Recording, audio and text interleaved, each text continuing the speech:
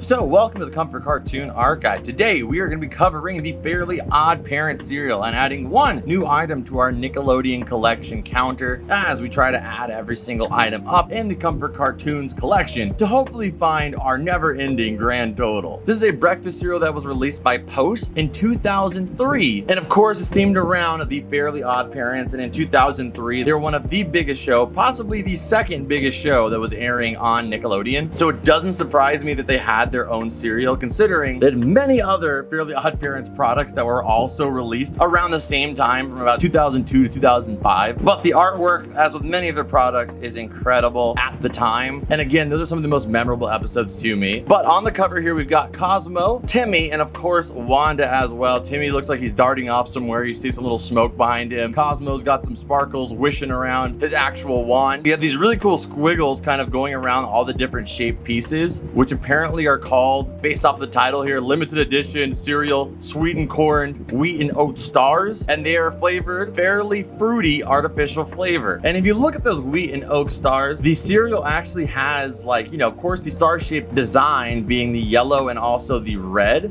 but it actually has like a rainbow sprinkle pattern on it. You can see they're gonna have like a glitter like cake sprinkle style with different colors on it, and that would definitely catch my interest for sure as a kid, and definitely, like I said, kind of sets in that tone of magic and makes you think about the glitter and sparkles that you see during the Fairly Oddparents series. And of course you have the awesome Fairly Oddparents logo there, with the exclamation point being one of the wands of the fairies themselves. And towards the top you'll see the Post logo, and at the tippity top you have the cereal itself kind of upside down pouring out of the bowl. Even though there's milk in there, milk does not work like that, but nonetheless it does when you have Fairly Oddparents magic. So the bowl is able to pour out cereal and not the milk, due to probably, I guess, maybe one of Timmy's wishes, some magic going on here, which you'd expect with a cereal themed around the Fairly Oddparents. On the top as well, you get another logo, the same images of Timmy, Cosmo, and Wanda. You get the best eaten date by, which actually says December 07. So I don't know if it means it had 4 years of shelf life, but if so, that's quite a fairly good amount of time to have on the shelf, and a work of magic in itself. And then on the side here, you have all the nutritional facts. Low in saturated fat, excellent source of 6 B vitamins. I didn't even know there was 6 B vitamins. We have iron and zinc for growth, and of course you have all the rest of its boring nutritional facts that none of us read as a kid. On the other side of the box you have the Matchorama, which is a lot of fun there, and you can see this box actually kind of leans towards the right here a little bit, just from the age of the box. We happen to have 2 of these in the collection, one that you'll see in the background of the room here, and one we have in our archives. But in Matchorama you have 5 questions, one being, when taking a test in school, who is likely to ace it? I'm gonna go with Mr. looking to the side, criticizing everyone around him, AJ. 2, who received 1 vote when elected student body president? From what I remember, that was Timmy himself. Number 3, who said you can suck out our minds, livers, and spleens, but we will never surrender? I believe that was Chester. And if I'm wrong on any of these guys, you guys can correct me down below, but I think I should be spot on here so far. And number 4, who is always happy all the time, thinks life is perfect, and oblivious to everything? Unfortunately for Timmy's home life and childhood, his parents are not aware of anything going on. And 5, who says to one-side parasites? I'm gonna go with the evil babysitter herself, Vicky. I always see the postopia.com website, which is now obviously defunct, but was pretty active during the years of this being released. And on the back side of this, you have the behind the scenes. These games are on the back of what's on the front. Take a look. And for every cereal you see here on the front, on the back side, there's actually another piece of cereal kind of showing you what's behind the cereal. So it's literally behind the scenes of the background of the front of the box, which is pretty unique. And this is the Fairly Oddparents logo here, so it's literally mirroring the front of the box. Ask your Fairly Oddparents for a mirror so you can read the secrets in the stars. Well, thankfully, we don't need to do that because we have the power of Adobe's. We're gonna flip it around and you should be able to see all the different secret words and games, all the different secret phrases within the stars there. I can only imagine the confusion on my mom's face taking the cereal box into the bathroom with me. And then let's see here, we have Timmy's Wishlist game. Cosmo and Wanda grant Timmy exactly what he wishes for. Exactly. Try and guess what Timmy wished for. So right here we have an ice bicycle. I'm gonna guess that he wished for maybe an ice cycle. Is an ice cycle a thing? I don't know. A